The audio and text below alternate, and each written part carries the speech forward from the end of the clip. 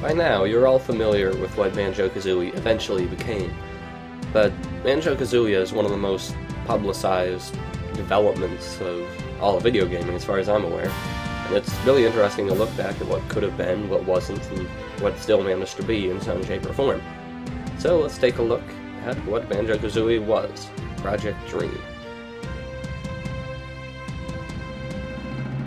Dream began in 1995 after the production of Donkey Kong Country 2, Diddy's Kong Quest. And that happened when more than a couple, members of the development team of Donkey Kong Country 2 decided they wanted to make a game that was less platformer and more adventure, or RPG, in the vein of Monkey Island or Zelda series. And they decided that they would make this adventure game on the SNES using the same ACM, or Advanced Computer Modeling graphics, that they used for Donkey Kong Country games. And that was the idea, the initial spark to create the Project Dream that eventually became Banjo-Kazooie. Now you may be thinking, hey, it wasn't on the SNES, and it didn't use the Donkey Kong Country stuff, and it was still very much a platformer. So what happened? Well, a lot of things happened.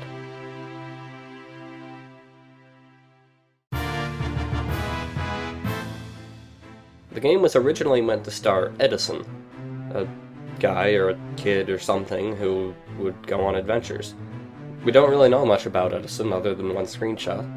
What we do know is that many of the characters that eventually came into Banjo-Kazooie were side characters in Project Dream. Banjo was originally a side character. Grunty was actually a giant rather than a witch. Tooty was like Banjo's girlfriend. Tip Top was some secondary character, so actually he didn't change at all. And then there were characters like Madeline, Ella, Cockeye, some rabbit, some dog that eventually didn't really make the cut. But there was a huge wide cast that probably would have had larger roles than the NPCs did in Banjo-Kazooie. And on his quest, Edison would not have fought Grunty, but would have fought a vicious pirate named Black Eye. And Black Eye eventually became something of an in-joke at Rareware. He popped up as a poster or painting in Mad Monster Mansion, and eventually popped up as a very pointless NPC in Banjo-Tooie. And I'll cover that once we get there in that game. So why did all these changes occur? Well, most of them had to do with a little something called the Nintendo 64, and the game that came with it, Super Mario 64. When Tim Stamper, the person in charge of Project Dream, saw what a success the Mario 64 was, he realized that they were going to have to make some changes. First off, they'd have to switch over to the N64. The ACM graphics of the SNES frankly weren't going to cut it in terms of impressing people compared to the full 3D worlds of Mario 64 and the like. So, development transitioned from the SNES to the N64.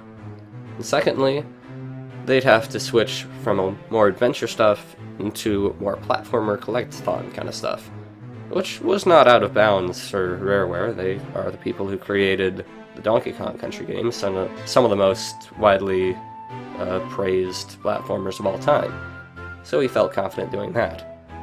And then thirdly, the aesthetic of the game changed a lot. You can tell just from the one screenshot that I put up that Project Dream was a lot more dark and a lot more epic than Banjo-Kazooie that we saw today. So, both in terms of aesthetic, got brighter, the music transitioned from more epic feel to a more Oompa Loompa kind of optimistic, feel-good feel, which ultimately created some of the most recognizable and beloved tunes of all of history, so I'm not complaining about that. In order to appeal to the same audience as the Mario 64 crowd, Edison was dumped in favor of a more kid-friendly protagonist in the form of Banjo, and Grunty replaced Black Eye. I'm still not entirely sure why. Maybe pirates are just too hardcore, who knows. Eventually, very little of the original adventure part of the game remained. The open world remained. The honeycomb system, which was a lot like the art piece Zelda system, was basically the only RPG element still in there. It had become a platformer, for better or for worse. By now, the game was, for all intents and purposes, Banjo-Kazooie, but that didn't keep them from making a number of decent changes, cuts, and alterations. First and foremost, Fungi Forest was originally meant to be a level in Banjo-Kazooie, but it ended up getting cut and eventually appeared as a level in Rare's next collectathon platformer, Donkey Kong 64, in the form of Fungus Forest. Fungi Forest would have originally been the home of Clanker, who was not at the time a robot. I kinda like the change, I'll be honest. Another level, named Giant's Lair, probably a holdover from when Grunty was a giant rather than a witch, was also cut. Treasure Trove Cove was originally known as Hammerhead Beach and was advertised as such in several magazines, and some people still are confused and think that it was a cut level, but no, it was just a changed level. Another level that I'm not entirely sure the status of is Prickly Pear Island, which would have been apparently a very cold level and may have been changed into Freezy Z Peak.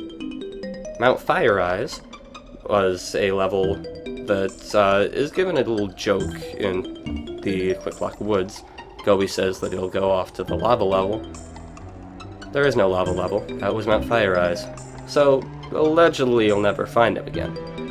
But the sequel remedies that. It should be noted that Mount Fire Eyes does have a little pun that you may notice if you know what it became in the sequel, Hailfire Peaks. There were a number of other level ideas, such as a mine or a carnival, that were eventually implemented in the sequel. Basic aesthetic changes, such as notes not rotating or different sound effects for the various items, or enemies being slightly different looking, or Mumbo's hut looking different, were also changed. And then there's speculation as to what happened with the spell at the end of Grunty's battle. She fires off one last spell, and it misses. What was up with that? Well, apparently the idea was that it would have hit, would have transformed Banjo into something, possibly a frog, and Tooty would have to go around and collect the 40 Mumbo tokens that were not used for any transformations in order to allow Mumbo to transform Banjo back. And that would have been the end of the game. Whether it was cut for gameplay reasons, or because there simply was not enough time to program it in, we can't really say. Last, of course, is Stop and Swap. Stop and Swap actually did go completely as planned in the process of Banjo-Kazooie.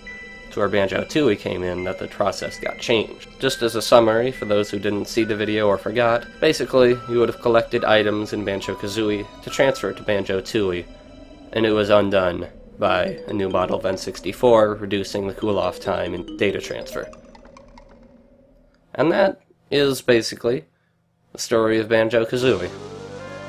I'm sure, inside developers we give a much more in-depth story, and there's a whole bunch of story with the music that you can go read on Grant Kirkhope's website. But that's the Reader's Digest version. So I hope you enjoy, and I'll see you next time for a new playthrough.